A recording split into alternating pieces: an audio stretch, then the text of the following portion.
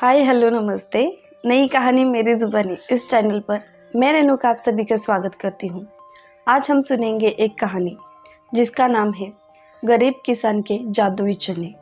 एक गांव में दो भाई रहा करते थे जिनके पास बराबर बराबर खेती थी, लेकिन फिर भी दोनों की आपस में नहीं पटती थी।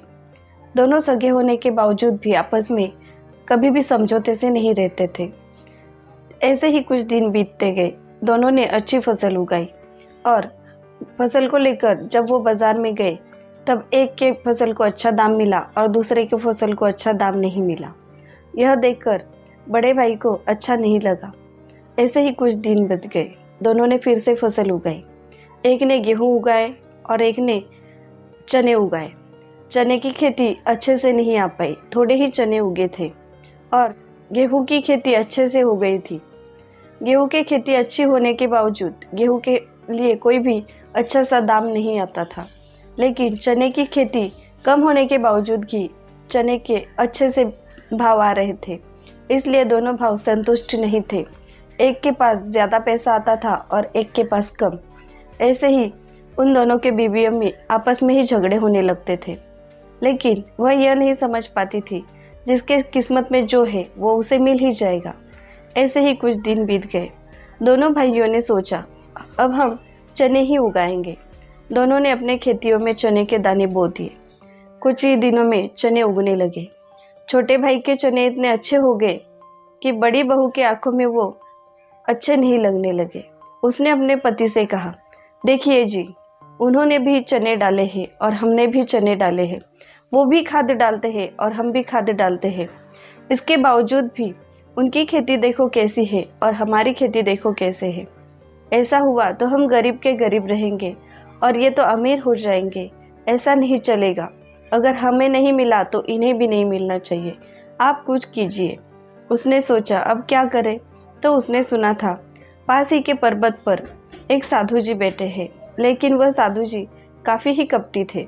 वह उनके पास गया और उनसे कहा, मुझे कुछ ऐसी चीज़ दीजिए जिससे मैं अपने भाई की खेती में डालकर उसे पूरी तरह से नष्ट कर सकूं। लेकिन साधु जी ने उसे एक दवाई दी और कहा, ये जल ले जाओ और उसके खेत में डाल दो ताकि उसके चने अच्छे से न उगकर लोहे के बन जाएंगे। उसे क्या पता था आगे क्या होगा। उसने वह जल लिया और वहाँ से निकल आया। रात के समय जब उसका भाई सोया था तो उसने वह जल पूरे खेत में आकर डाल दिया। सुबह देखा तो क्या, पूरे चने लोहे के हो चुके हैं। उस किसान ने देखा तो उसे अच्छा नहीं लगा। वो रोने लगा, जोर जोर से चिल्लाने लगा। उसका शोर शराबा सुनकर उसकी बीवी दौड़ कर आई। उसने देखा तो उसने कहा, रात को तो हमारी खेती अच्छी थी, अब क्या हो गया? हे भगवान, अब हम क्या करेंगे?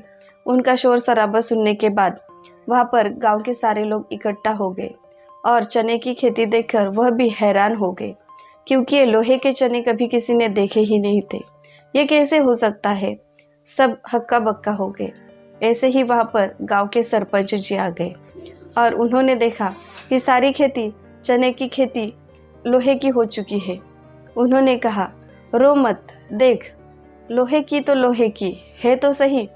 लेकिन उसे अच्छा नहीं लगा। उसने कहा, भैया की खेती देखो कितनी अच्छी है और मेरी लोहे की है। अब मैं खाऊंगा क्या? मेरा गुजारा कैसे होगा? साल भर के लिए मैं क्या करूं? तब उसके भाभी ने कहा, चिंता मत कीजिए, खाने के लिए कुछ चने हमसे ले आइए। लेकिन उसने कहा, नहीं, थोड़े चने लाकर मैं क्या करूंगा? मुझे आपके चने नहीं चाहिए। मैंने जो भी मेहनत की है वो खाली चली जाएगी और मैं क्या करूं? मेरे मेहनत का मुझे कोई ना कोई तो दाम चाहिए।